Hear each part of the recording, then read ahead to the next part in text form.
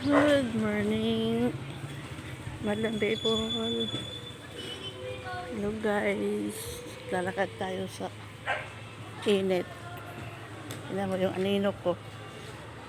Lalakad tayo sa init, punta tayo sa pilihan ng ulam. Hindi ko naman alam kung anong ulam ngayon. Punta na ako dun sa may kuan, grocery.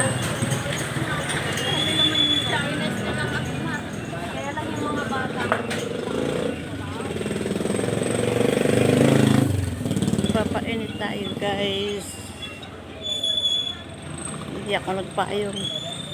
Kalo lang. Sombrero lang, kalo lang.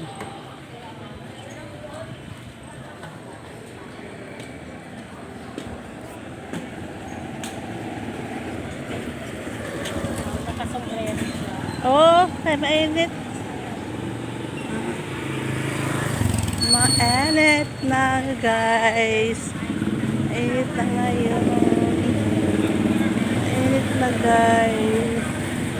Bibili ako dito sa may kuan.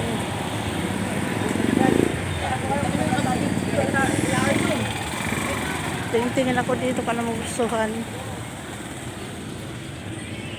Kung anong gustuhan i-ulam. Yung mga kasama ko kasi mapili sa ulam. Ako hindi ako mapili. Kahit ano basta hindi panis, hindi marumi.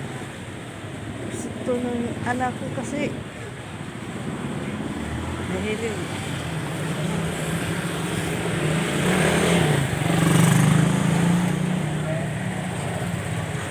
Pag gulay naman, namimili din ng gulay. Hirap.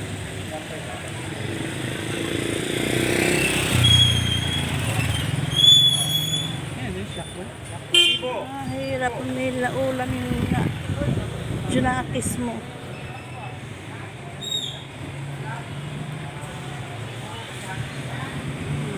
Junakis.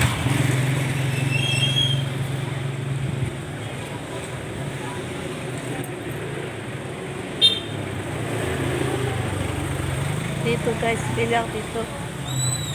May CDO kayo nga kuan? Pate? Saan? Saan dyan? Ito guys, dito na ako kasi yung anak. 50. Ha? 60 sa ganito? Wala yung ganito lang nga. Talagang ganito nagayan niya? Wala yung plastic? CDO, ganito talaga siya. Mayroon kami Almar, tag 40, walang lalagyan. Plastic lang. Ilan kayong laman dito? Ha? Mga ilang laman? Anin. Anin? 60. Yan ang CDO na ulam ko. Oo. Ayun gusto ng anak ko eh. Kaso, pag hindi mo kailangan lutuin agad to ano? Oh, may freezer ka. Ito nilagay ko sa freezer. Wala kaming freezer eh. Kasi mapapanis yung Oo. Ito lutuin na iprito lahat. Hanggang gabi. Pwede naman siguro ano dito. hindi naman masira kasi ng freezer.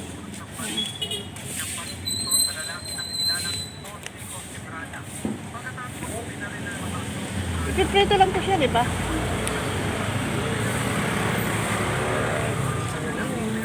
Ito muna ko. Dalawahin ko yung isa. Kasi mayroon po siya.